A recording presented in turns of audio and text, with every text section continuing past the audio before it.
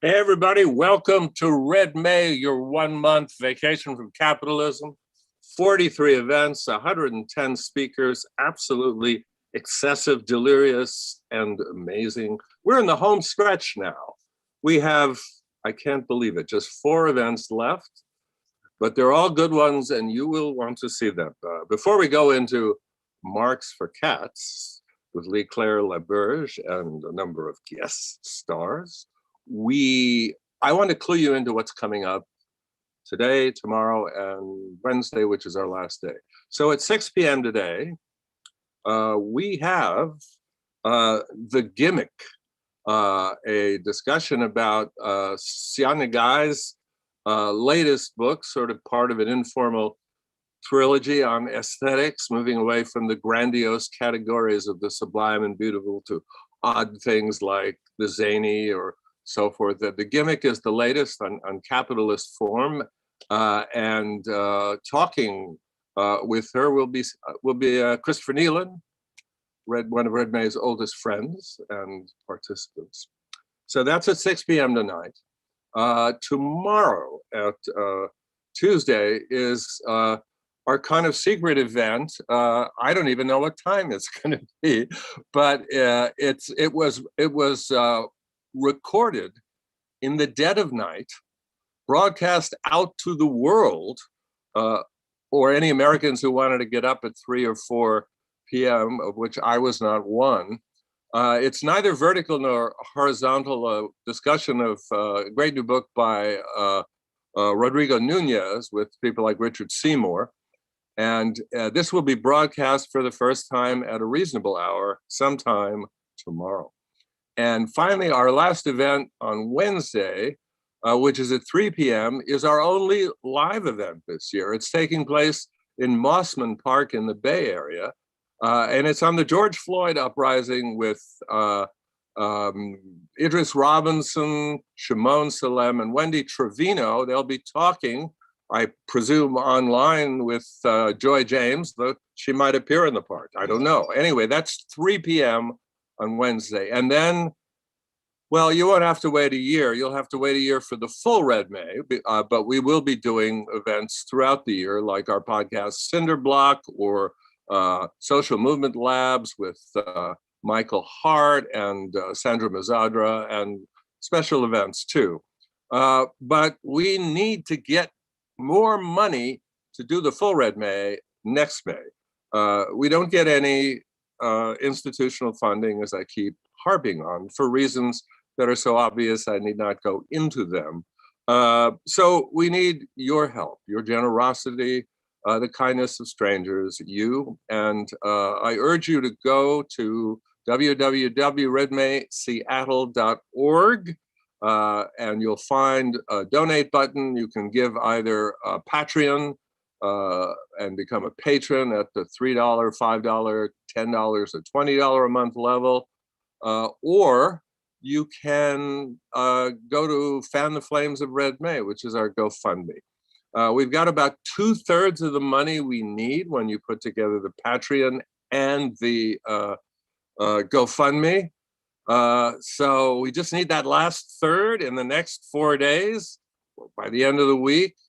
So do think about us. We want to keep doing this. We've done it for 5 years, which is pretty fucking amazing if you think about it. Anyway, we want at least another 5. So we will now move to one of our most intriguing events, Marx for Cats, a Radical Bestiary, with Leigh Berge. Let me introduce you to our moderator today.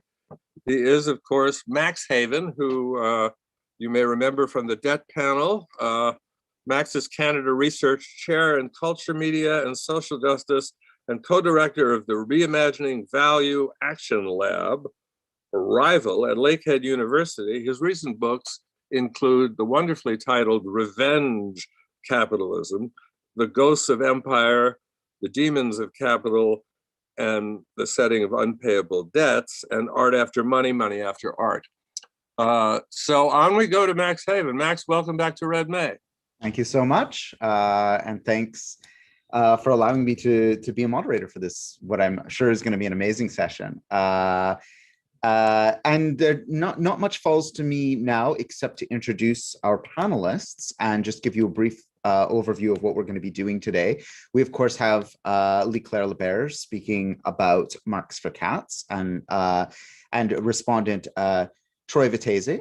And just as many of you know who've been part of these Red May panels before, you are most likely either a very experienced hacker and are somehow in the Zoom room here with us and that we don't know about it, or you're watching on YouTube, and on YouTube you are welcome and encouraged and invited to ask questions, which will then be relayed through the secret networks of, the 83rd International. I will receive the question and I will pose it to the panel, and lo and behold, your questions will be answered. So please, as the talk is going on, feel free to post your questions, and we will certainly get to them. Now I'm going to introduce Leigh. Leigh Berge is author of Scandals and Abstractions, Financial Fiction of the Long 1980s, which is an excellent book, and another excellent book as well, Wages Against Artwork, Decommodified Labor and the Claims of Socially Engaged Art. And Leigh is currently finishing the book she will speak from today, Marx for Cats, a Radical Bestiary. And then following Leigh's sort of summary of that book and discussion of that book, we have Troy Vettese, who is an environmental historian and a postdoctoral fellow at Harvard University. He and Drew Prendergrass are currently writing a book titled Half-Earth Socialism, which will be published by Verso in spring 2022. And Troy has kindly agreed to offer some comments after Leigh presents the work. Leigh, I'm so excited to learn more about this project and where it is now. Over to you. All right. Thank you. Thank you, everyone. I'm going to go ahead and share my screen. So if I could share the screen, that would be great. If the Red May people can enable that.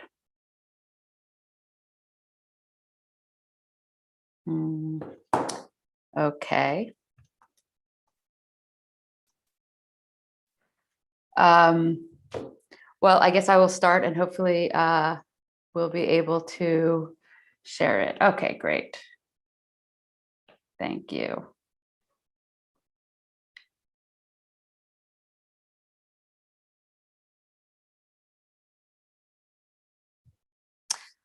So today I'm going to be speaking from my book in progress called Marx for Cats, a Radical Bestiary. And I want to thank the Red May crew again. It's been such a wonderful month. But I also want to thank Troy Vettese, from whom I've learned about a critical and political aspiration that he calls vegan communism, for offering a comment today, and Max Haiven for moderating, because from him I've learned so much about how to write for multiple audiences, including now cats. So what I want to do is begin with some of the introduction, give an overview of the book, and then I'll move on to one section from the book in which I consider the most Marxist of revolutions, the French Revolution, and the role that cats played therein. So the gambit of Marx for Cats is that the history of Western capitalism can be told through the cat, and that doing so reveals a heretofore unrecognized animality at the heart of Marx's critique and Marxist critique. That animality has most often been feline, and it has been present in how Marxists have represented what constitutes the economy, as well as how they have imagined how the economy could be transformed from a site of exploitation into one of equality.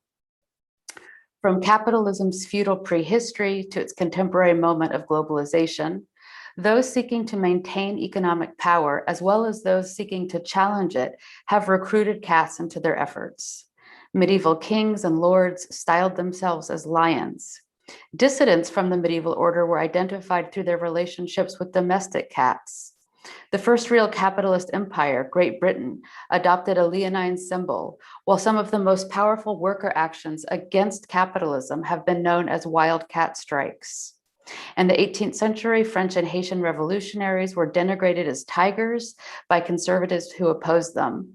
In the 1960s and 70s, the Black Panther Party insisted that capitalism was a fundamentally racist system and demanded its overturning. Like any text in the Marxist tradition, Marx for Cats gestures in two directions at once. In asking how our society is structured and for whom, Marxism turns towards economic history. And with the materials it finds there, it begins to conceive of how the present might have been different and how the future still could be. In offering a feline narrative of our economic past, I argue that Marxism not only has the potential to be an interspecies project, but that it already is one.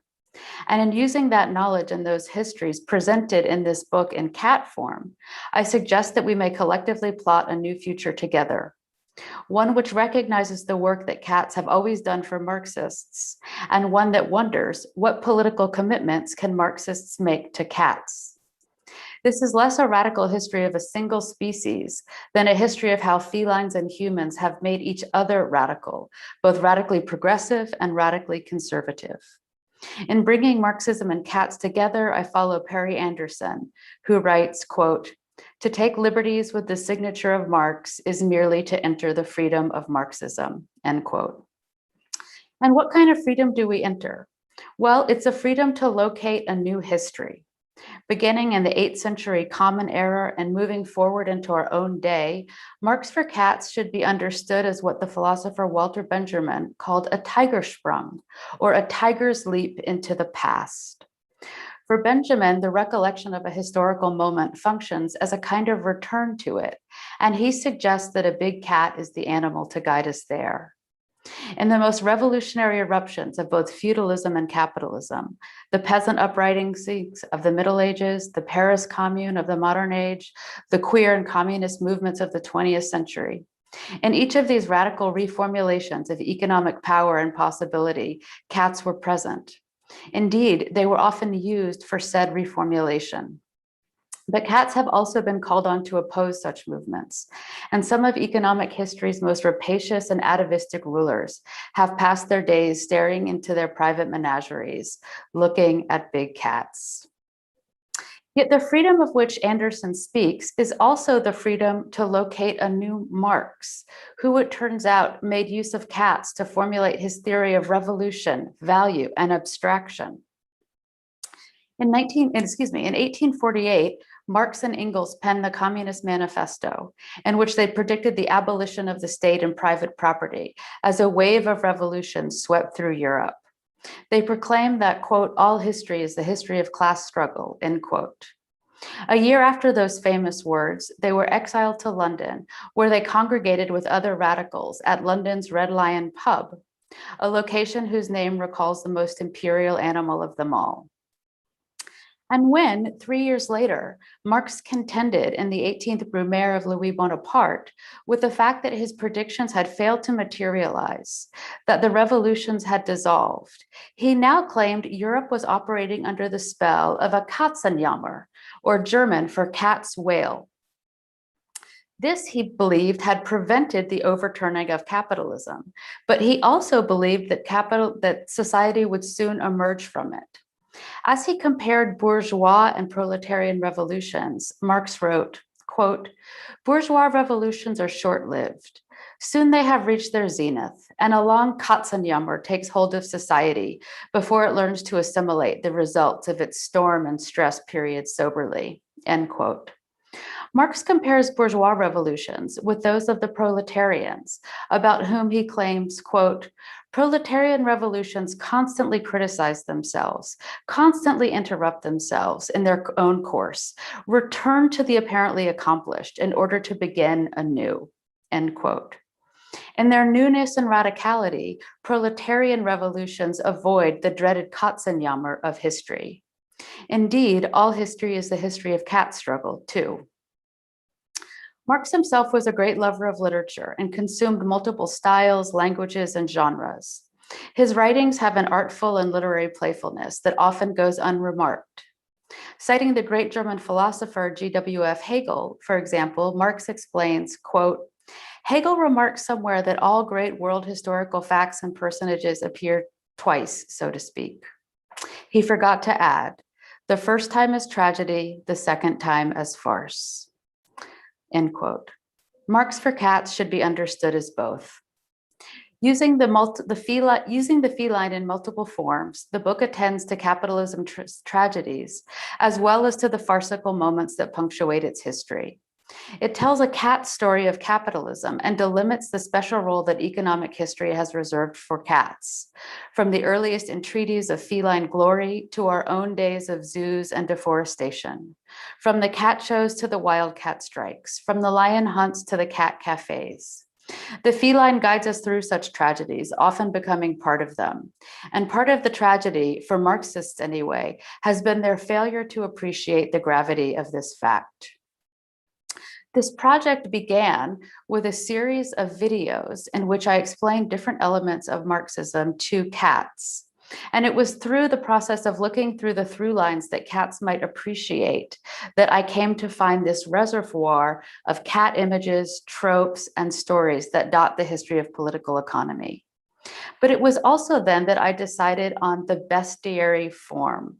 It's an originally medieval form, but it's also a genre that takes animals seriously and that argues that the presentation of non-human animals discloses a certain world historical truth. These videos are now cataloged at marxforcats.com, and this is a project that I will continue to add to. So that's the sort of introduction of the book and the overview. And now I'd like to read a little bit from chapter 4, which is called A Revolution of Tigers, and it's on the French and Haitian revolutions. So I'm going to start out with a quote. Like the fall of Rome or the rise of capitalism, the origins of the French Revolution have been debated again and again, end quote, writes Marxist historian Georges Lefebvre in his famous study, The Coming of the French Revolution. It was he who pioneered the term that inspired generations of Marxist social historians, history from below. To write a history of society, one must look to its lowliest members. In Lefebvre's case, he looked to French peasants. In our case, we will look to French cats, who were often held in higher station than peasants and proletarians, but who nonetheless will be our entry point into this subterranean history. A bête noire of conservatives in its own day and still in ours, the French Revolution was, according to Marx, quote, the most colossal revolution that history has ever known, end quote. At the height of their historical radicality, at the end of the 18th century, French revolutionaries abolished slavery, denuded France of the influence of the Catholic Church, executed their king and queen, and liberated the big cats from the royal menagerie. But that height was a short-lived one, and no sooner did the regal blood dry on the guillotine than the executioners became the executed, slavery was reestablished, and a new emperor, the cat-hating and lion-loving Napoleon Bonaparte, emerged from the revolutionary detritus. Nonetheless, Marx claims that this revolution constituted, quote, the victory of a new social order, end quote. Part of the new social order of which Marx speaks was the dawning of a secular philosophy and literature, of transformed humanistic ideals of citizenship and friendship, as well as a novel kind of science called natural history. And in each of these emergent knowledges, we find a series of reinvented cats. Take the recording and organization of time, for example.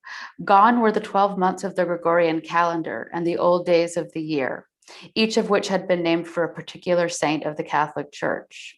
Rather, French revolutionaries introduced the French Republican calendar, in which each day of the year was dedicated to a plant, animal, or earthly element. 25 Nivose, or January 14th, became the day of the cat. In this period's philosophy, freedom became assumed both as a condition for and an end of human flourishing. Quote, man is born free and everywhere he is in chains, end quote, goes the famous first sentence of the vegetarian Jean-Jacques Rousseau's The Social Contract. And yet on that book's cover is not a man, but a woman holding the scales of justice and a cat. The feline is hardly incidental. Rather, for Rousseau, a human's relations with cats were a kind of index for said human's particular sensibility toward freedom and tyranny. The Scottish philosopher James Boswell recalls being asked by Rousseau whether he was fond of cats, to which he replied that he was not. Rousseau then returned that the question was, quote, my test of character, end quote, and explained that those who don't enjoy cats, quote, have the despotic instinct of men, end quote. Rousseau continued, quote, they do not like cats because the cat is free and will never consent to be a slave. He will do nothing to order as the other animals do, end quote. In his 1796 Allegory on the French Constitution, Pierre-Paul Proudhon offered an image in which a cat was seated centrally in the frame, whose sidebar reads, a cat, a symbol of independence, is seated at the foot of liberty, end quote. French revolutionaries were motivated by Rousseau, but what has drawn both Marx and Marxists to their story is their class struggle. And we can follow cats through art, culture, scientific, and political discourse, as each of them became an index of the combustible politics of this dawning bourgeois era. Domestic felines were despised by certain vocal elements of the aristocracy, but certainly not all, for example, Cardinal Richelieu. And anyway, the whole point of the French Revolution was to do away with the aristocracy. Those same domestic cats were mostly embraced by the emergent bourgeoisie, who launched an assault on the political power of rent-seeking nobles, those whom Marx refers to as a parasitical excrescence. And then there were the proletarians. It's their prospect of freedom that animates both Marx's and Marxist critique. And they had their own class resentments against domestic cats, who in many cases received better treatment from the bourgeoisie than they did. Yet they also advocated for forms of animal freedom, distinct from the emerging bourgeois concern with animal welfare. This age truly is one of conflicting alliances and historical contradictions, and they apply no less to cats than to other subjects of history.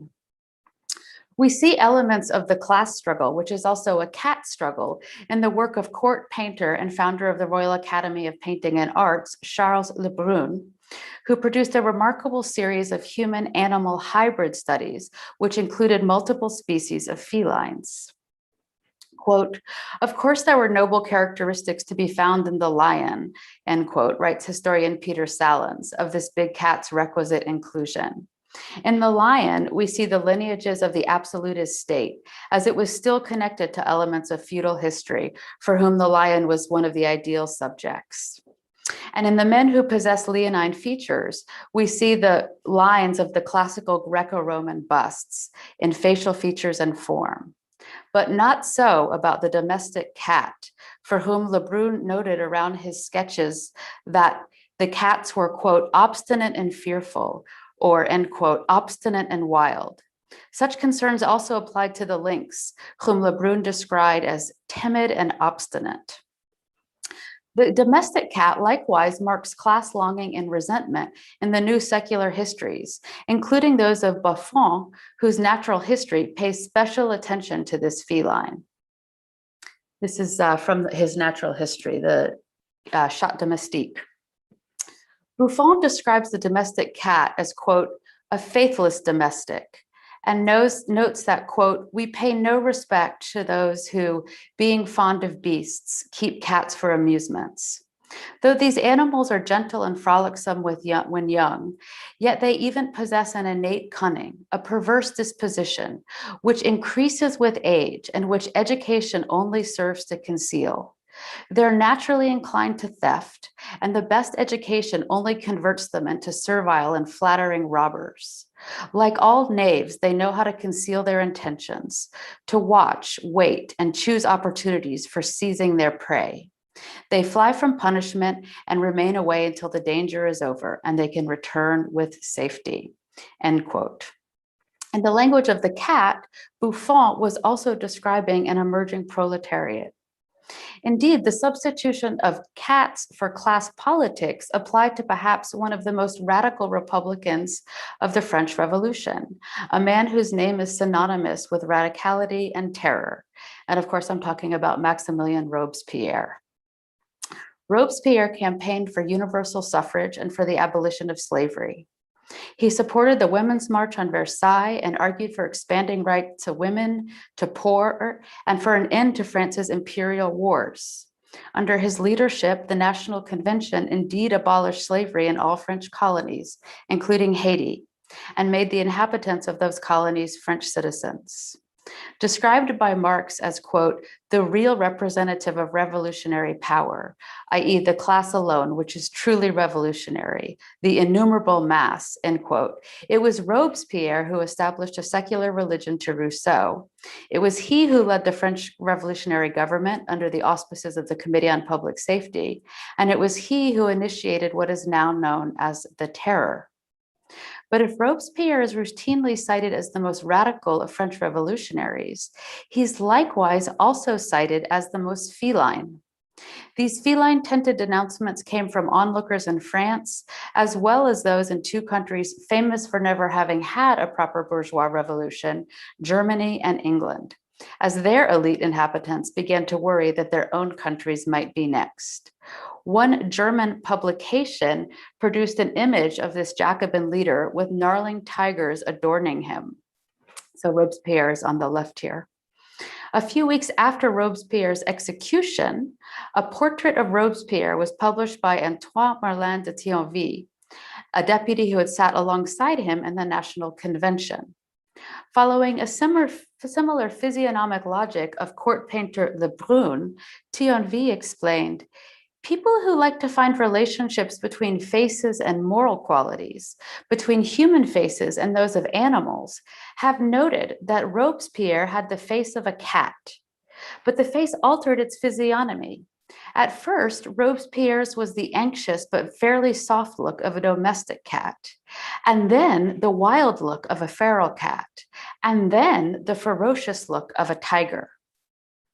In calling Robespierre a tiger, critics might have been influenced by Buffon's description of the moral failings of that cat, particularly in comparison with the lion. Buffon wrote, quote, to pride, bravery, and strength, the lion conjoins nobility, clemency, and magnanimity, while the tiger is low and ferocious, and cruel without justice, that is to say, without need, seemingly for the sake of it. He inhabits the country he desolates, and he kills and devastates herds of domestic animals. He slaughters all he encounters, end quote. From across the English Channel, British chronicler John Adolphus noted in 1799 that, quote, the ferocity of Robespierre's gaze has led accurate observers to compare his general aspect to that of the cat tiger, end quote. Other revolutionary witnesses claim that, quote, the tiger Robespierre has presided over a revolutionary politics that is in essence a cadavero-fanatic government and a tigracy, end quote. Before his own execution, Robespierre had in fact defended the animal. When critics charged him with disobeying the will of God for attempting to secularize society, Robespierre returned, quote, how edifying is the pity of tyrants. Who are the God they're talking of?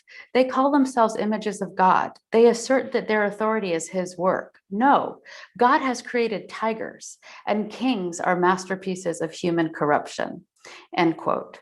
Thus, we're not surprised to learn that defender of the sans-culotte, Jean-Paul Marat, had also been accused of being a tiger. Indeed, it was in his discussion of Robespierre that Walter Benjamin introduced his conception of the Tigersprung, or the tiger's leap into the past. And his consideration of how revolutionary activity collapses past and present in order to transform present and future in his theses on the philosophy of history, Benjamin noted that, quote, for Robespierre, Roman antiquity was a past charged with the here and now, which he exploded out of the continuum of history. The French Revolution thought of itself as a latter-day Rome. It cited Rome exactly the way fashion cites past costume. Fashion has an eye for what is up to date, whatever it moves in the jungle of the past. It is the tiger's leap into that which has gone before. Only it takes place in an arena in which the ruling classes are in control. The same leap in the open sky of history is a dialectical one, as Marx conceptualized the revolution. End quote. It is the strength of the tiger's leap, which is up to 15 feet from a standing position, which may break through the ruling class's imaginative and material infrastructure. Unlike a tiger, however, the revolutionary cannot simply leap forward. Rather, she leaps backwards to retrieve her own history. Once she has secured it, she begins to reorder the world. Through revolutionary violence and imagination, this oddly counterintuitive group of French vegetarians and would-be tigers began to craft a new society from the ruins of the old one. Feudal holdovers around Europe, as well as an emergent bourgeoisie, looked on appalled. One English cartoon criticizing the French adorned the famous French guillotine with a tiger on its blade. Above and beyond any individual revolutionaries, such as Marat or Robespierre, the whole event of the French Revolution itself was condemned by the British press as a tigerish affair. On January 7th, 1992, the London Times declared that, quote, "The French have become set loose from all restraints, and in many instances are more ferocious than wolves and tigers," end quote. Sir Samuel Romilly reflected on the new French Republic and noted that, quote, "One might as well think of establishing a republic of tigers in some forest in Africa," end quote. Indeed, at the height of revolution, the year 1793, the True Briton published a pseudonymous poem by an author, Tacticus, which both prefaced Walter Benjamin and which exhorted his fellow Britons to avoid the example of the French and their animalistic revolution. And the poem proceeds, "O Britons, to yourselves be true, despise the vile and leprous crew, from apes and tigers sprung, a monkey race ferocious bred, that snap by hand by which they're fed, their deeds still now unsung."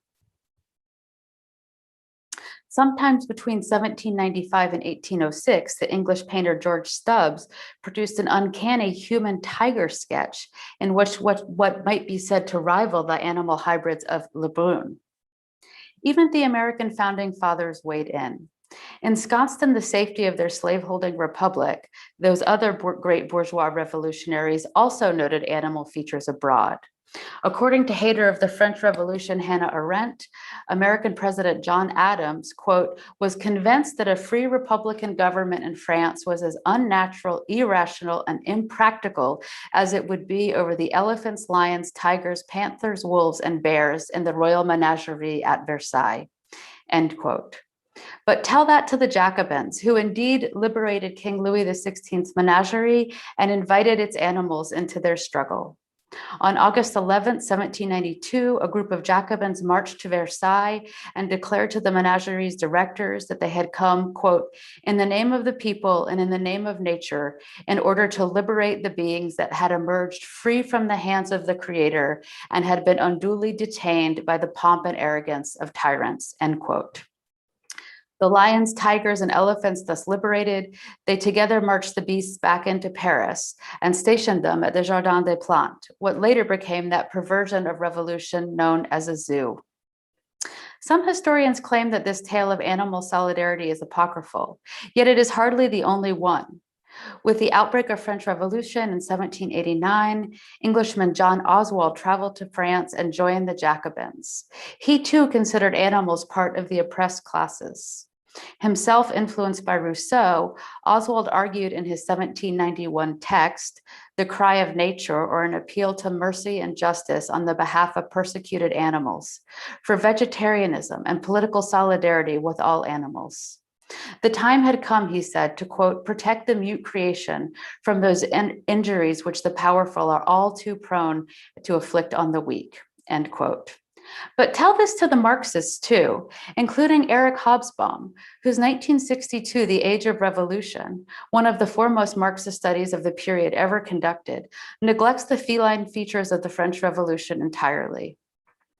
Hobsbawm and his study are well known for a different omission, of course, namely that of the French imperial possession Haiti and its own world-turning revolution.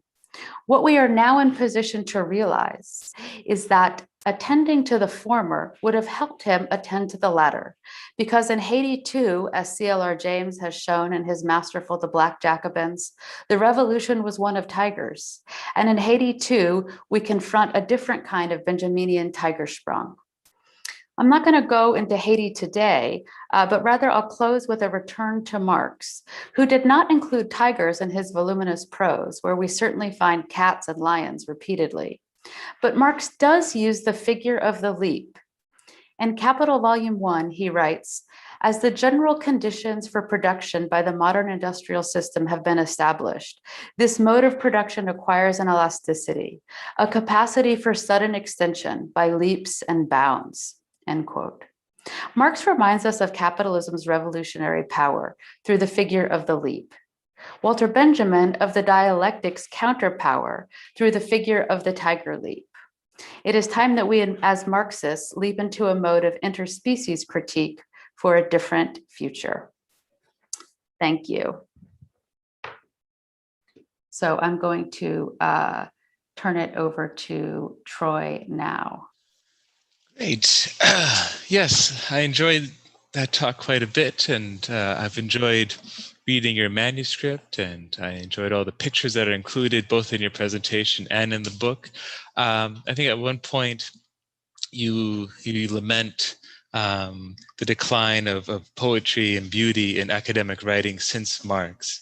And when I'm reading your book, I think about how much poetry and humor and sardonic wit you instill in your writing, and in a really a Marxist fashion. And I applaud that.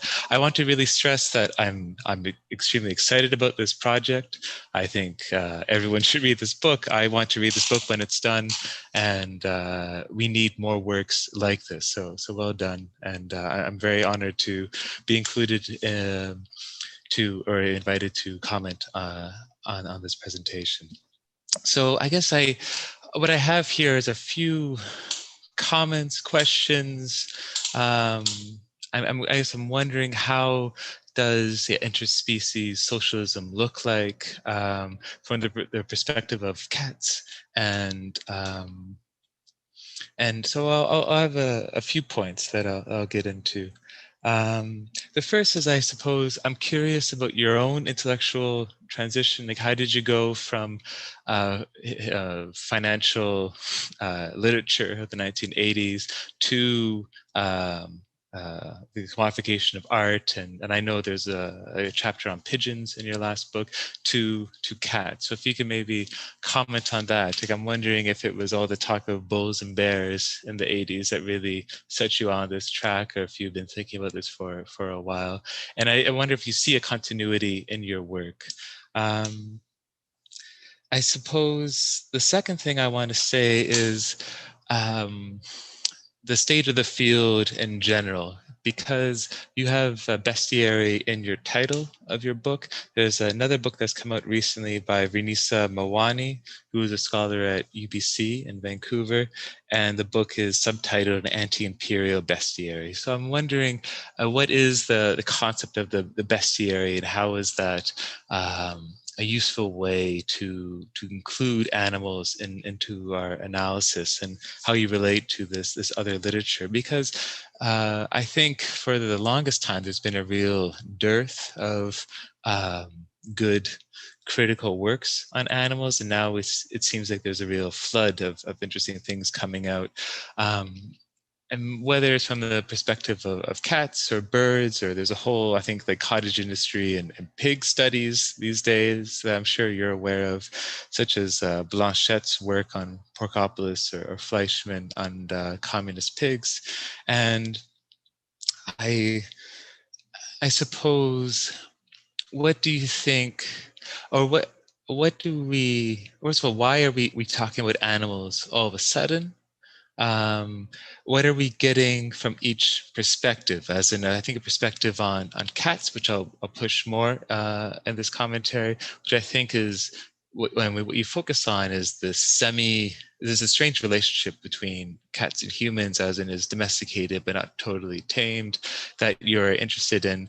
And I'm wondering about what we get from pigs, for instance, as like this intelligent creature that we eat versus other animals. In my own book that I'm writing with Drew Pendergrass, birding comes up quite a bit. And that I found a very charming website from the 90s where some socialists actually tried to list all the moments when a socialist of some sort mentioned their relationship with birds, whether someone was a birder or someone went duck hunting and so forth. So I suppose, and I kind of think that one's relationship to birds is quite revealing, right? I mean, that Trotsky hunted ducks, for instance, and Marx made fun of cuckoo's nest versus Rosa Luxemburg, who actually was quite an avid birder, is revealing. And I'm reminded about what you said of Rousseau, where he asked people what people think of cats, and that being a judge of character. So I wonder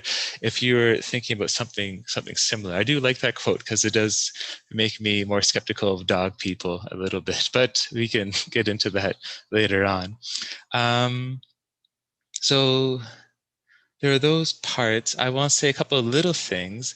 First of all, again, the book is just incredible in terms of all the stuff you found where people have mentioned cats or used feline imagery, and that really makes a book that seems quite disparate. I mean, it's covering a huge period of time and a very large geographical span, and it makes it very coherent, and it really and also I should say that I think the best works really uncover a new narrative, right? As in that is like the real work of scholarship, as to show that there is this narrative that we haven't talked about, we haven't seen before, and to really recover that and reconstruct that is very difficult. I think you've done a very good job with that through the cat.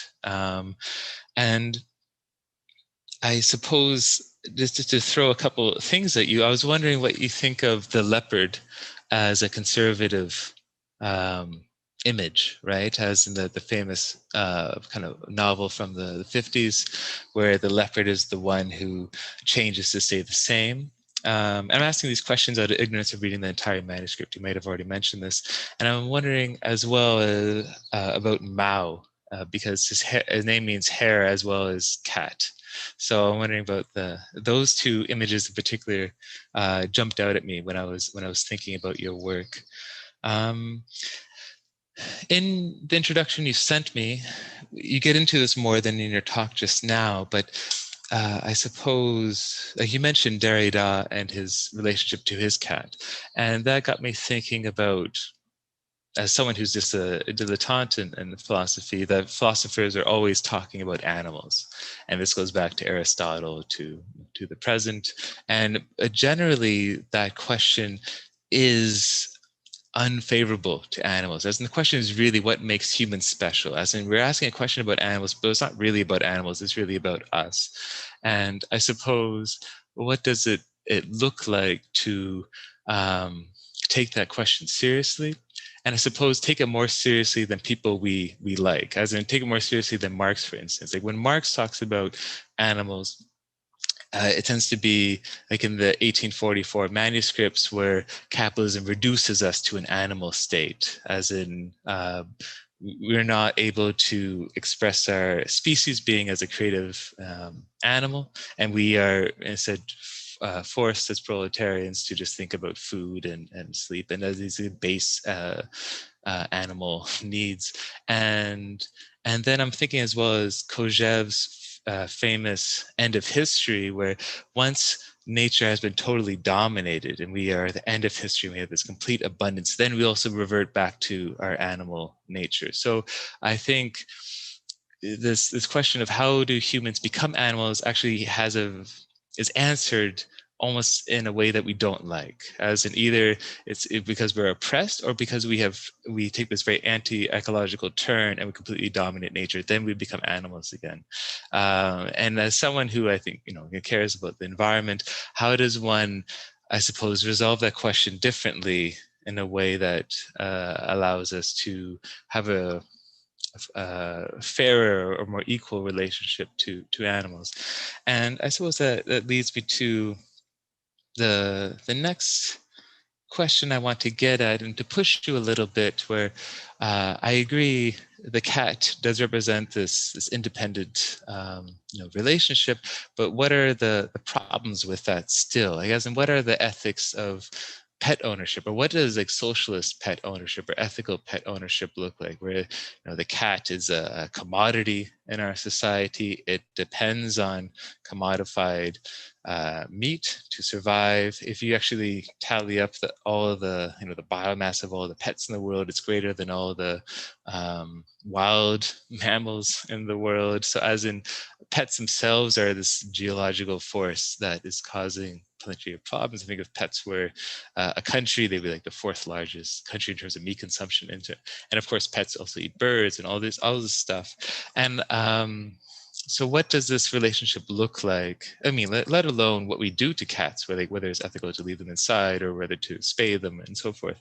And I'm thinking about Sue Coe's work on zoos, where we have this horror of the zoo and this disgust with the zoo. But what can an egalitarian or what does a zoo that expresses interspecies solidarity look like, as a site of repair and sanctuary, perhaps for creatures that need it? And I was wondering about what would pet ownership look like for you in terms of eco-socialist society? And I'll say one thing about the French Revolution is that I really enjoyed you bringing up Oswald, who I think is a forgotten character. I mean, this idea of this really bloody Bolshevik, bloody Jacobin, who died during the attack on the Vendée, and who was instrumental for actually creating a revolutionary army by training it in terms of using pikes, and as in securing the republic against in the early wars against outside powers that have tried to snuff out the revolution. I mean, he's really crucial, but he's forgotten, and he's a vegetarian on top of that, right? And contemporaries really gave him a hard time for this fear of blood, but also this bloodthirstiness towards his enemies. And with him, I'm thinking about what happened to this earlier tradition of utopian socialists who were vegetarians and cared about animals, and which goes on to like Edward Carpenter or Henry Salt and many other George Bernard Shaw and so forth. You have many figures like that, and suddenly it seems to be completely erased. And then Marxists and other socialists simply do not care about animals. And I'm sure you're aware, or have encountered this yourself, like when you're in left-wing circles and you bring up the concerns of animals, you were attacked for that. So I suppose, where is that tradition? How can we restore that and use it? Because it is a lovely tradition that you really bring out in your book. I think I'll leave it there. But again, I really enjoyed this, and thanks so much. Thank you, Troy. Maybe I'll just respond for a few minutes, Max, and then we'll see if questions come in or if you have questions. Just to a few things that came out at me during your comments, and I mean, I appreciate them so much, and I've learned a lot from you and your work. So it's been helpful for me to develop my interest in animals and animality, which is in some sense a break, I think, with earlier work on finance, but in some sense quite contiguous, because animals are and have been a huge economic force, both an actual economic force, both important workers. I don't know if we would say laborers, obviously Marx wouldn't, but continue to be an economic force that forms and transforms our world. For example, a pandemic, just, one thing comes to mind in terms of its relationship to animal agriculture. So I think in a sense, I mean, this book has been, it's the third book I've written. It's definitely been the most pleasurable to write, the most fun to write. Hopefully some of that tone comes across in the writing. One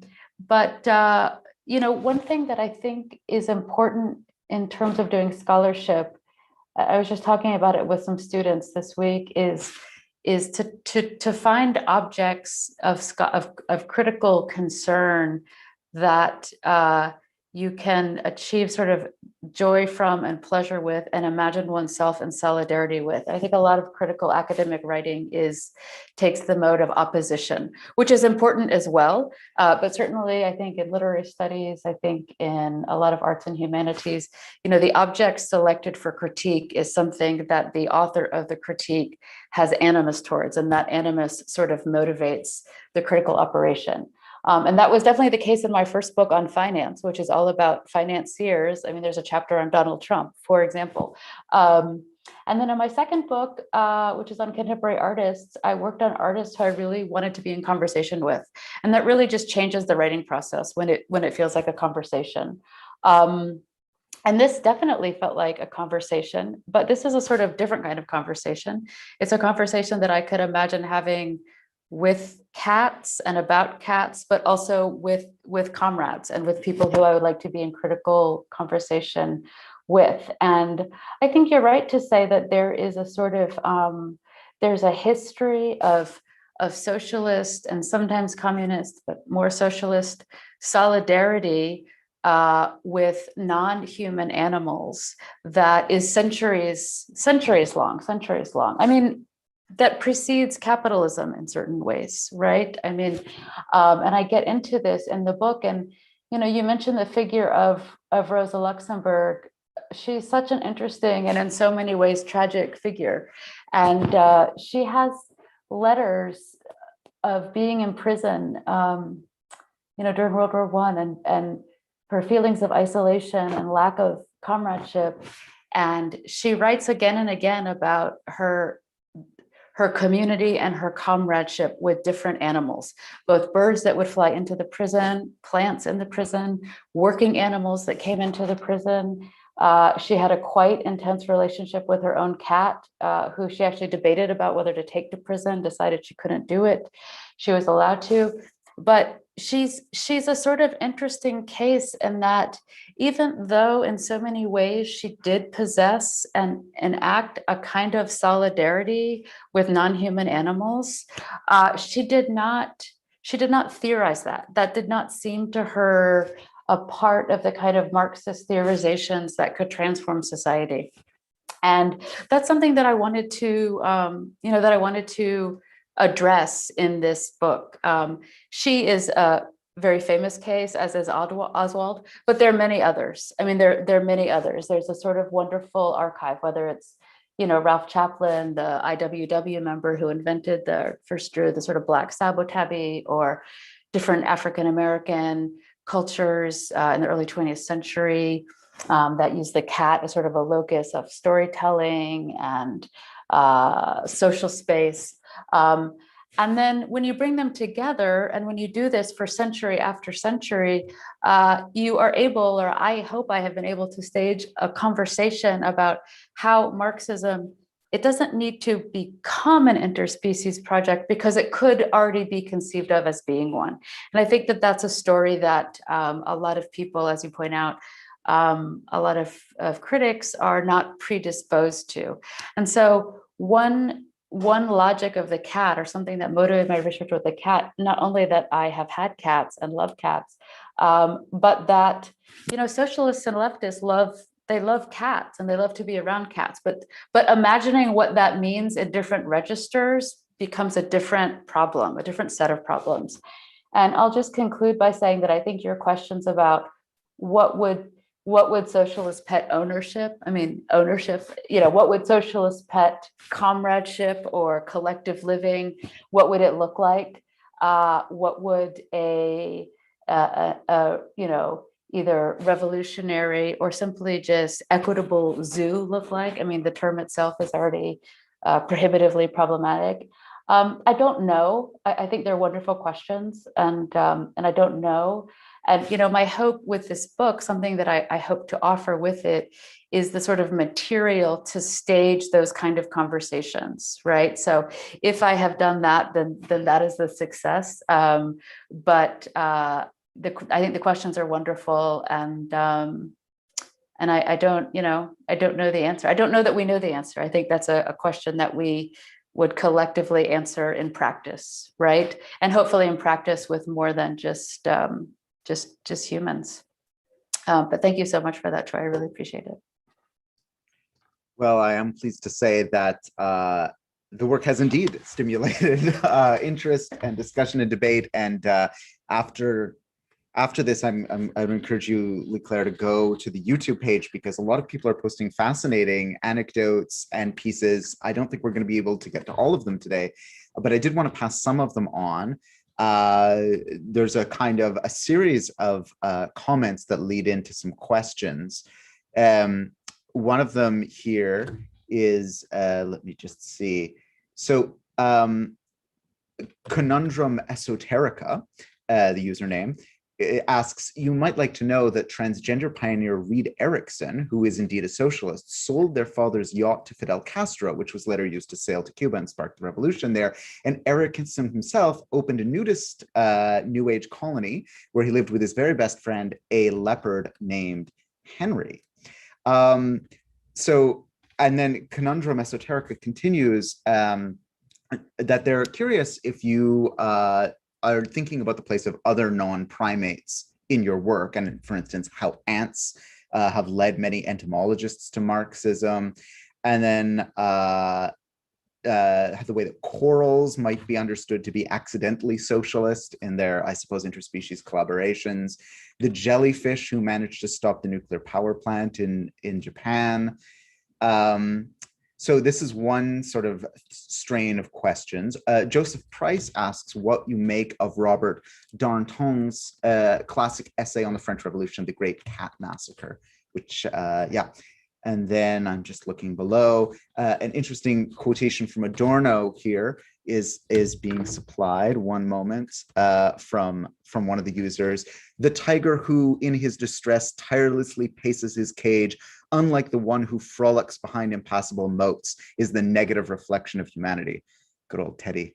And following this, that person asks, can we say that the gluttonous protagonist cat Garfield is a similar reflection of the human? So I'll share some other questions with you from the chat in a moment. I suppose my question to add to those is, I think you've definitely convinced me in this iteration and previous drafts that we humans can use the cat as a kind of heuristic companion species for understanding Marx. But what's in it for the cats? What does the cat gain from reading Marx with you or reading Marx with us? Would cats have more food under socialism? Or is there something even within the confines of capitalism that mean that when a cat encounters Marx in some way, it makes their life better? Or is that the wrong question? All right. Thank you. I'm not muted, right? No. Okay. No, thank you for those. And to the person who offered the story, I'll go to the YouTube channel when we're done here, about Fidel Castro's purchase of the Grandma. I believe that was the name of the yacht. No, I did not know that a big cat was involved in that. I do know that Castro himself, before the Bay of Pigs, he said, we're going to arm everybody in Cuba and we're going to include cats. So it was definitely on his radar as they were on his radar as revolutionary subjects. But that's a wonderful history. And I didn't know it. So I'm really appreciative towards that, because I do have a section on the 1960s and 70s. The question of the Great Cat Massacre, it's actually a book, by the French cultural historian Robert Darnton. It's actually part of the chapter that I read from today. In the Middle Ages in Europe, there were cat massacres routinely because cats were associated with Satan, with the devil, with witches. There were, the church put out edicts against them and so on. And cat massacres continued in Europe like in Belgium and Ypres, Belgium, there were cat massacres up until the early 19th century. But what's so interesting about the cat massacre in France, which was in the Latin Quarter in the 1730s, is that it was a group of proletarian apprentices in a printing shop who became incensed at the treatment of the bourgeois printing shop owner's wife, her treatment of the cats. And so they staged a sort of mock trial in which they hung different cats, including the owner's cats themselves. And Darton reads this as a sort of cipher for class relations in pre-revolutionary France. So, I mean, I think that's very interesting because it offers a different angle of proletarian subjectivities with relationship to animals than one usually sees in this history. So I do definitely talk about that.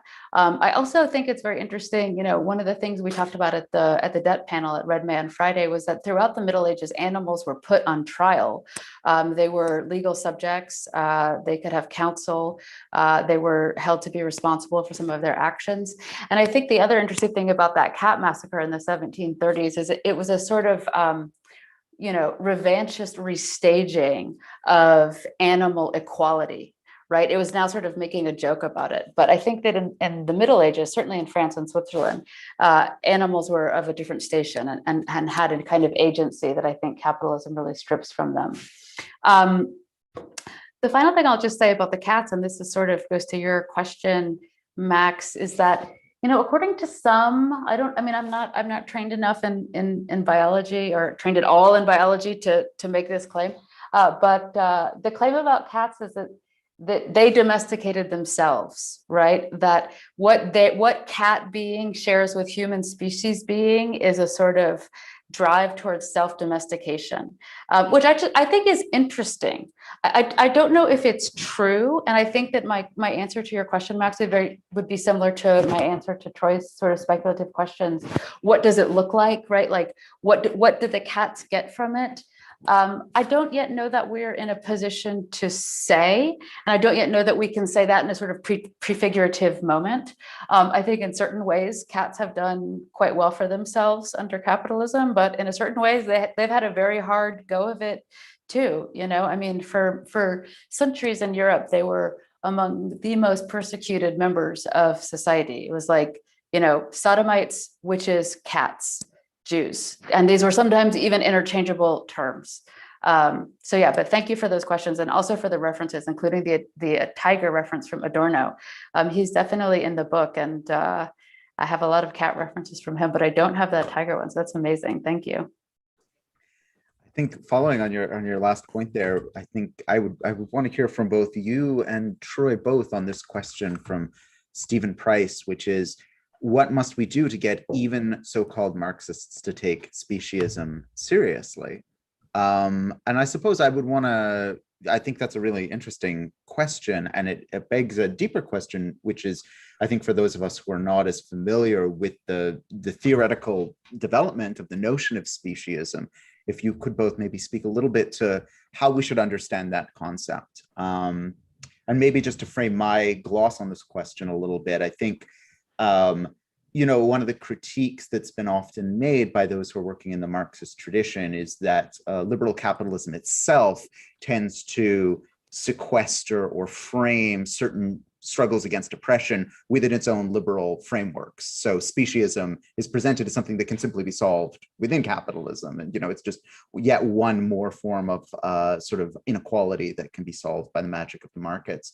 Is there and I think maybe Troy, you're the one who can answer this very well for us. Is there a particular Marxist view of speciesism and what it would take for us to actually overcome speciesism, as Stephen is suggesting here?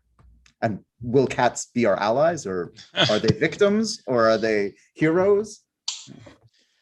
I mean, as someone, I'm a vegan, but I kind of am allergic to utilitarianism, so I'm not super well read on Singer and other speciest theorists, or Kimlicka and so forth.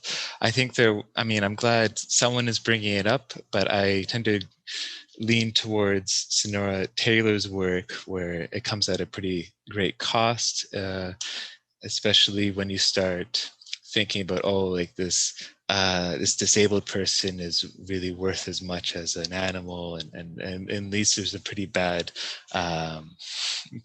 results ethically.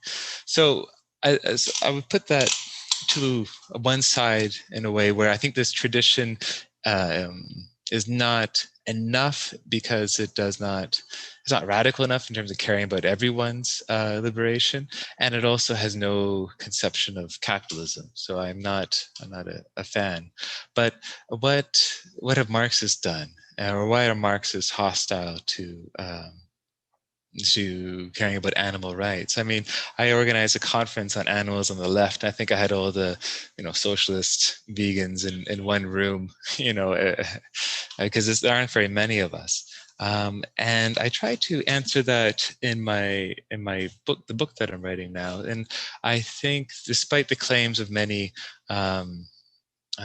eco-socialists like John Bentley Foster, Marxism really is a Promethean ideology.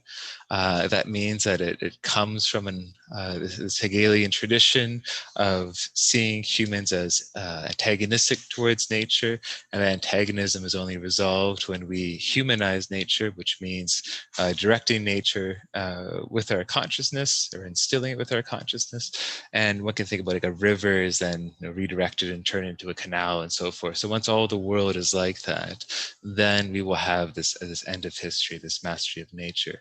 And this is not like an incidental part of Marxism, but really central to it in many ways, as in the end of history that Marxists want. This freedom from necessity is predicated on that. And one can find just endless quotes from people like Trotsky and whoever you want, saying that we need to have this domination of nature. So the point is, for Marxism to be useful to us, I think it has to be able to deal with the environmental crisis. And if it's going to deal with the environmental crisis, it has to realize that it has to reformulate its relationship to nature, and that has to be based on a humility to nature, as in we cannot fully know nature. Nature is this hyper complex system that we would simply never fully understand, but we still depend on it. And therefore, we must leave enough space to nature to allow it to function, because we cannot control it and understand it and replace it. So when people, I think about the Biosphere 2 experiment, where they try to, feed 8 people on a 1 hectare greenhouse and keep them there for 2 years and just make enough oxygen and water and food and all that. They spent $200 million on it, and it didn't work at all. So if you can't spend $200 million for 8 people to recreate an environment, like an ecosystem, how can we actually recreate and control the world system? This is impossible. Where does this lead for other animals? I think it's understanding that we have to care about extinction, we have to care about ecological integrity, we have to care about the food system, both for the sake of other creatures, because we can see that they are also oppressed by capitalism, but also for our own sake most. And I think one can make many different arguments for why socialists should care about animals, and that could be either an ethical one or it could be a self-interested one, and I should fight on all fronts. But we aren't going that way, unfortunately. People love talking about, socialists love talking about COVID-19, but they don't talk about the origins of it, or really to deal with it, we need to cut back on eating meat and restore more environmental areas, and that just is not part of the conversation.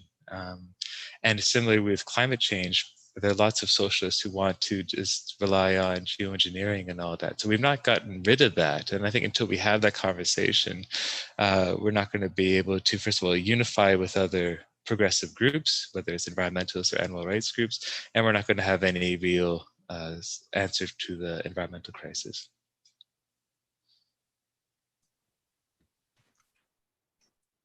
Yeah, I mean, I don't have that much to add to what Troy said, but it's interesting.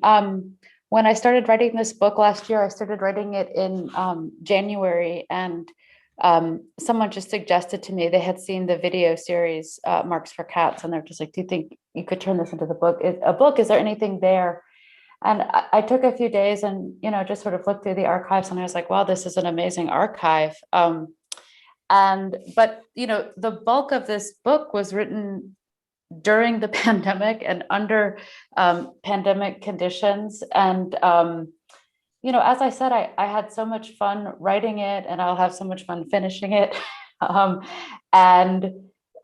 it was in many ways a joy, but it was a joy that, just to sort of rephrase what Troy said, like I remember last, I believe it was April, when Donald Trump ordered that the slaughterhouses in the Midwest remain open because meat was part of an essential infrastructure. It's like, where is the moment there for the left, for socialists? I mean, not only to be in solidarity with the mostly immigrant workers who had to go to work and risk dying of COVID, many of whom did get sick and die of COVID, but that's a moment to have a broader solidarity as well, right? Like a kind of ecological solidarity. That was one of the things that I heard Troy say. And so the pandemic and the role of animal agriculture and the over sentimentalizing of certain animals combined with the absolute brutalization of others. I mean, this is certainly something that motivated me while writing this book. I mean, the cat is our second most, certainly a highly sentimental animal in a way that generations of Marxists have rightly found appalling, not the cats, but the sentimentality, because as you point out in your question, Max, sentimentality and moralizing is not an answer to a political economic crisis. But I do think that perhaps for a sort of necessary expansion of contemporary Marxist discourse to include other interests, other populations, a changing capitalism, a changing environment of capitalism, both literally and figuratively. Perhaps we need to have new sort of modes and methodologies in which to stage that conversation. And, that's one of the things that I've tried to do in this book. Yeah, so I'll stop there. I just want to note the strange echo of a kind of chain of significations you were mentioning before, the way that within the medieval world, you had this kind of folding in of the sodomite, the witch, the cat, the leper, these figures of objection. And it's curious that in that policy decision by Trump to keep the slaughterhouses open, you had this kind of chain of, socialists are coming to take away your meat equals the undermining of masculinity and the American way, the attack on whiteness. There was a whole bunch that was packed in that kind of chain of signification. It's very curious. It ties to something that's sort of being discussed a little bit around in the chat, which is that people are mentioning that, in fact, there are still cat massacres going on today, as various places seek to control what they see as out of control wild cat populations or feral cat populations.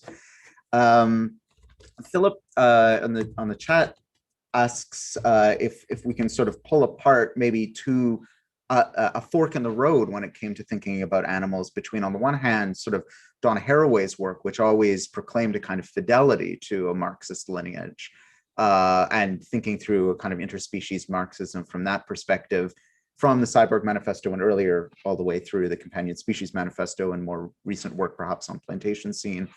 And then on the other hand, the kind of what many see as a somewhat depoliticized or differently politicized, depending on how generous you want to be, approach that comes from Bruno Latour and sort of the post-humanism of what came to be known as actor network theory, and the idea that we should account for the manifold agencies of many different forms of life, and indeed things that we wouldn't necessarily consider alive. Do either of you have something you want to sort of contribute in response to Philip's provocation there and that kind of branching that happened? Troy, go ahead. I'll go. If you have something, I'll go after you. Yeah, I haven't read a ton of Haraway. I've read the Companion Species Manifesto, and I've read Cyborg Manifesto. To me, I don't get very much from Haraway. I'm a little bit of a Haraway skeptic. I think it's, I mean, if Philip wants to elaborate what he finds useful about the early Haraway, I'd be happy to hear that. I find a lot of Haraway now is dealing with like the ruins of the world.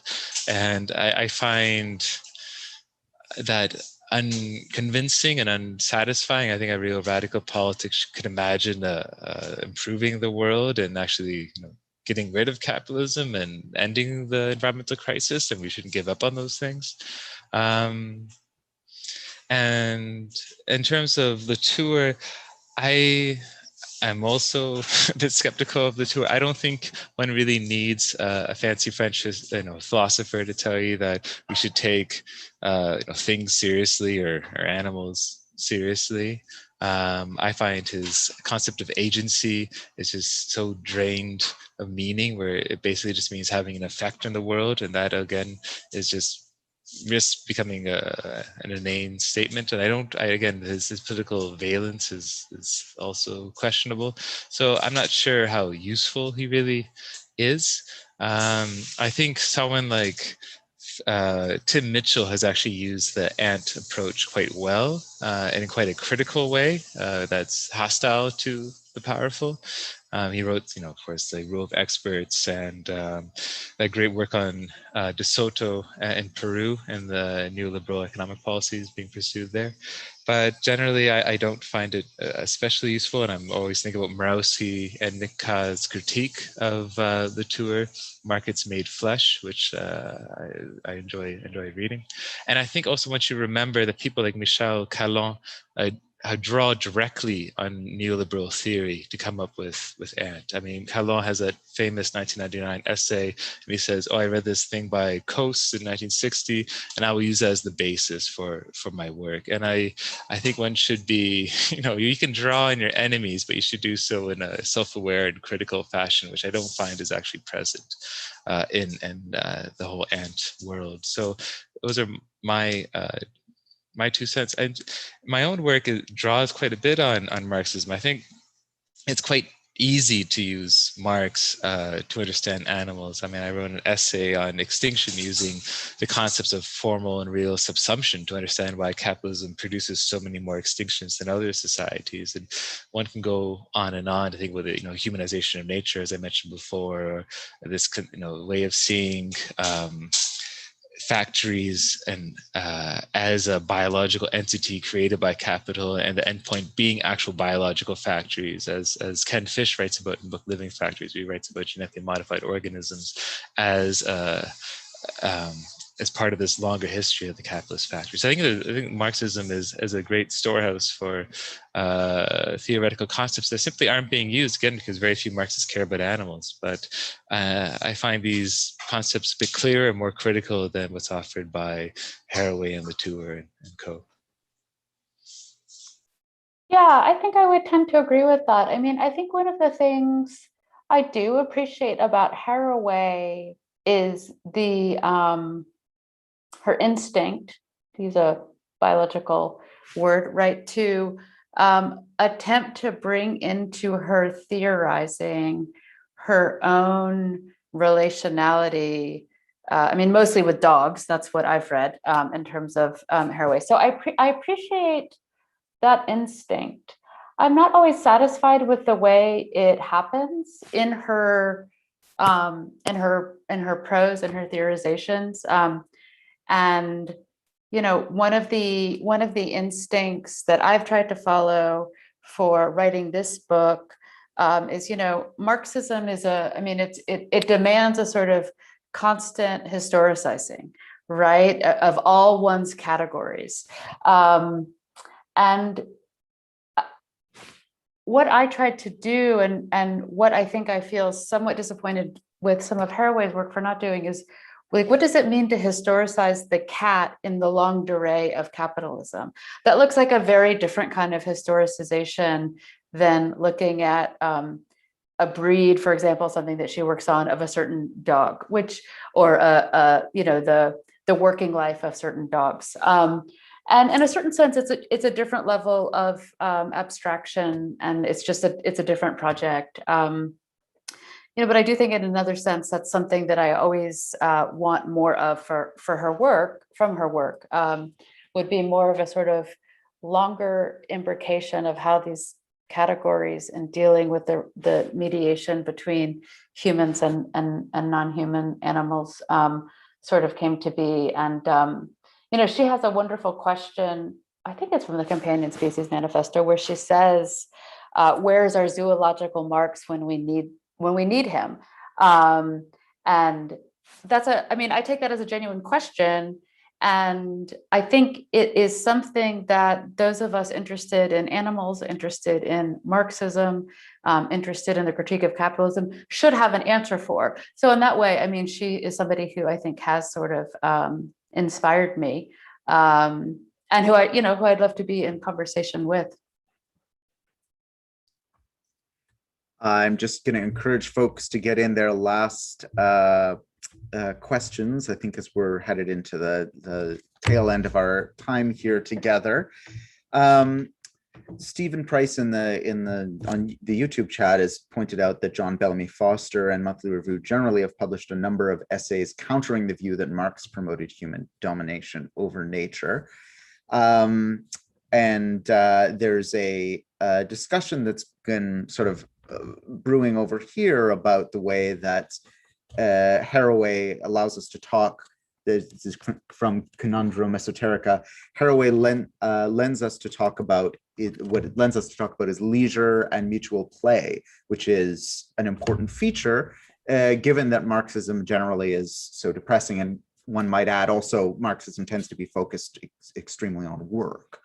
So thinking perhaps about playful animals, and many of us have domestic cats, or domestic cats have us, depending on how you want to square that circle, who are often prized for being playful creatures. Also, the internet is full of images of cats playing or doing what we imagine to be playing. I think maybe the line between work and play is a particularly human construction.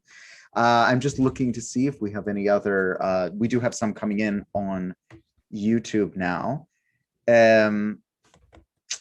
So I guess maybe as we wait for those to come in, and maybe we'll have time for a quick other round, I suppose my question, thinking about the Marx for Cats book too, is like, on some level, there's such a conundrum around how the line one draws between metaphor and material. Leclerc, and I see this as at work in your book, and I think you're doing something very interesting in it, where you're drawing on this massive archive of material examples of when humans and cats interact at the level of the economic. So there's a kind of materialist analysis, but beside that, there's also an argument latent in there. And I wondered if you can kind of spool it out for us about the role that the cat plays in giving humans metaphors by which they can describe human experiences, human agency, human problems as well. And I'm curious how those two fit together. Are they entangled, that metaphor and materiality? Or is it that ultimately both seek to kind of describe material reality, and the metaphors just kind of come in conveniently at a certain point as a method to help us unpack that? Does that make any sense, that question? No, it totally does. And it reminds me of a question that you asked me after I had shown you some of the earlier drafts of the chapters. And you said, you sort of said, I just have to know, like, is this an archive that's unique to cats? Or, and this goes to Troy's comment too, could you have done this with the horse, the dog, the ant? We know that Marx also enjoys bees. What is the sort of material and metaphorical uniqueness of the feline? And then what is the relationship between the metaphoricity and the materiality? And I think the second question is a question that is answered in different ways in the book as the narrative progresses. I think that certainly the book starts in the the early 800s with the sort of reconstitution of an imperial Europe in the rule of Charlemagne, and I think that in that moment the metaphoricity it was quite material. I don't know that metaphoricity is the right word. I mean, that's what's so interesting about the bestiary form is in the bestiary form. I mean, these were quite religious texts, quite beautifully illustrated, but animals in their being disclosed the work of God in the world. So animals in their being disclosed the truth. I don't know that metaphor is the right word for what they were doing in that moment. I think in our own moment, in this bestiary, animals don't disclose the work of God, but they do perhaps disclose the organization of certain elements of capital and of capitalism, and particularly of sort of pet ownership on one hand and animal agriculture on the other. So I think there are different times in the text where I find archival cases in which, like, for instance, I wish Rosa Luxemburg had been able to see in her own relationship with animals that were quite material, a larger sort of metaphorical role that they might play. Like, I think that for her would have been very exciting. I think in other cases, like, for example, with Marx, they're very metaphorical. I mean, he is interested in humans advancing as a civilization by distinguishing themselves from what he considers animality. At the same time, and this sort of goes back to the Bellamy Foster question, they have some readings of him as a food theorist, as an environmental theorist. I mean, they've done a lot of different readings through Monthly Review. But Marx could certainly see that capitalism was a producer and destroyer of species, right? And that capitalism both transformed and transfigured certain species beings. I do think that is true. And I also think that, late in his life, when he was interested in examples like what was going on with peasant organization in Russia, when he was interested in the Paris Commune, I mean, that wasn't open for him to move, I think, from thinking about animals metaphorically to thinking about them much more materially. It did not happen. So I think I think there's been a sort of history in Marxism where this problem that you quite rightly locate between is the cat a metaphor? Is it a material? Is it both? It changes, but as it changes, those changes and the way that tension is inflected have the ability to produce different conversations and different possibilities, including those of political organizing, which mostly have not happened. But that doesn't mean that there's not an archive there, and that doesn't mean that with the right, Benjaminian Tigersprung, tigers leap into the past, we can't locate a politics to bring back into the future, right, and have a sort of continuity. In the spirit of comradely critique, I just want to note that on YouTube there has been a critique that no cats have appeared in this live stream. And I take responsibility for that. My cat's at home. We would be here if, anyway. There's also a very interesting, good question, which I'd like to kind of lead on and then invite you or end on and then allow both of you to maybe just close us out with a quick comment about this question or another one. Conundrum Esoterica, our most valuable player in the YouTube chat, asks, Leigh, what's your take on the crazy cat lady, and wonders if the crazy cat lady might be interpreted as an accelerationist who, in their accumulation, I suppose, of cats, brings down capitalism from within by accelerating its own contradictions. So there's a question. That's an amazing comment. I invite this person to also to go to marxistforcats.com, look at some of the videos. Yes, due to certain infrastructural material realities in my life, there are no cats present here right now. But I think the crazy cat lady, I love reading her as an accelerationist. She's also a sort of feudal holdover, I believe. It's a site of misogyny. I think it's a site of potential sexual violence. It's a site of a critique, a sort of petty bourgeois critique of ownership that seeks to entrench forms of ownership. So I think it's a quite retrograde figure, and I would definitely I would definitely encourage leftists and Marxists of all stripes to avoid the phrase. And if you want to know why, you can read the first 2 chapters of this book when it comes out, or you can read something like Sylvia Federici's Caliban and the Witch, which honestly cats should have a much larger role in than they do.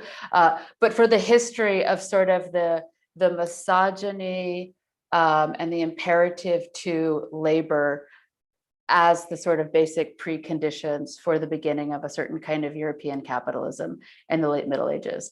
The attack on cats was part and parcel of that, and the critique of the cat lady, I believe, is a holdover from it. But thank you for that. And please be in touch. I forget the name of this person. Conundrum Esoterica. Okay, yes. Well, this book is full of esoterica. I can guarantee you that. Troy, do you wanna kind of lead us out with any words, and then Leigh Claire, if you want to wrap up anything in particular before we? Yeah, definitely Leigh Claire should have the last word. I'll just say a couple of quick points where I would just about the Foster question. Yeah, I don't find Foster's argument convincing. And I'm actually I'm part of a roundtable for historical materialism, the journal, which has a roundtable forum on his new book. So I'll kind of lay out my critique there. And I think Foster doesn't give up the Marxist dream of fully knowing nature, even though he thinks if we fully know nature, then we can be sustainable, which I think is not possible.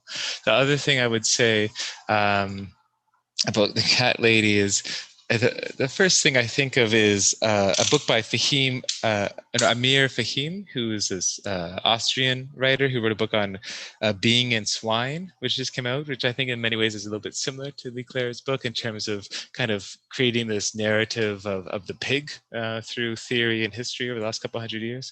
And he actually talks about pigeons and the pigeon lady being this kind of resistor, as the one who is feeding the pigeons when she's not allowed to is resisting. I'm not entirely sure. What I lean more towards is when I think about the crazy cat lady is how we use and conscript animals to do emotional work for us that is created by our unhappiness of our own human society. And I think we should ask some questions whether if that's ethical or not, to rely on other species to do that work for us without solving the problems first ourselves. But I'll let Leigh Claire end it. Well, thank you. I want to thank Max, and I want to thank Troy. I want to encourage everybody to, visit the website marxforcats.com, and please be in touch with me with your crazy cat stories. The manuscript is not finalized, so there's certainly room for inclusion, and it's such a vast archive. It's easy to discover things, it's easy to overlook things. But I also just want to thank Red May and Philip Wolsetter.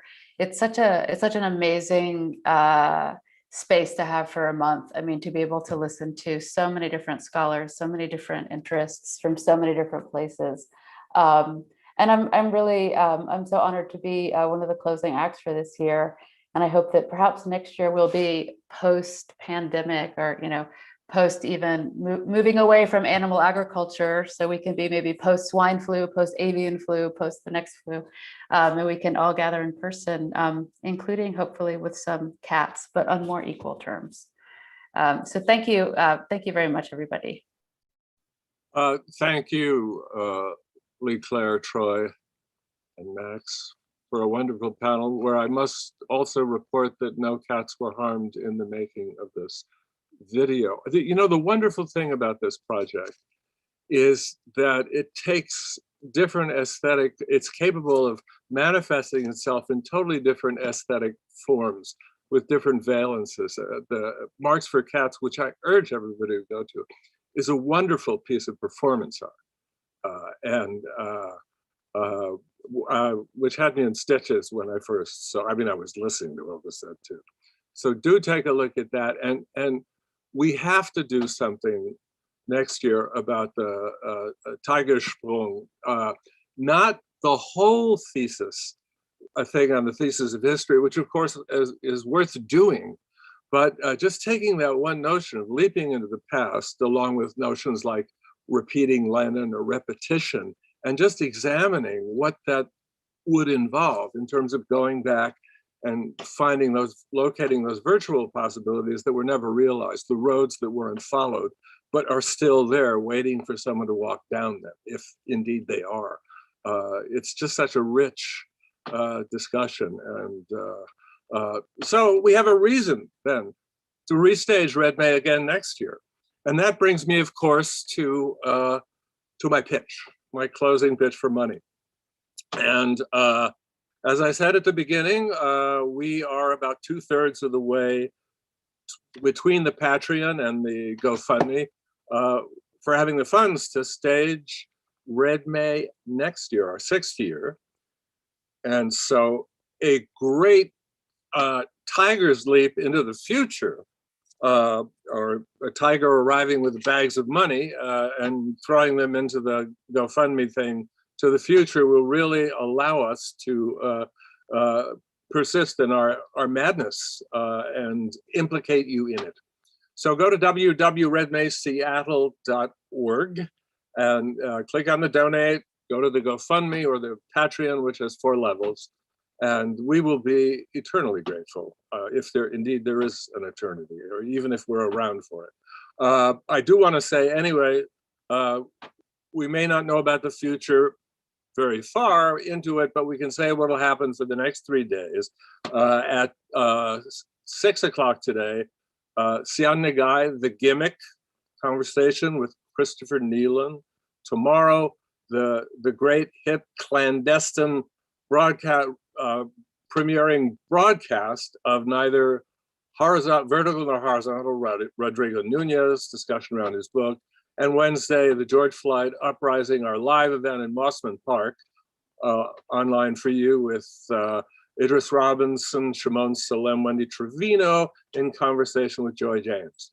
So hope to see you at some of those, and thanks again for a wonderful discussion here. Enjoy the rest of the day.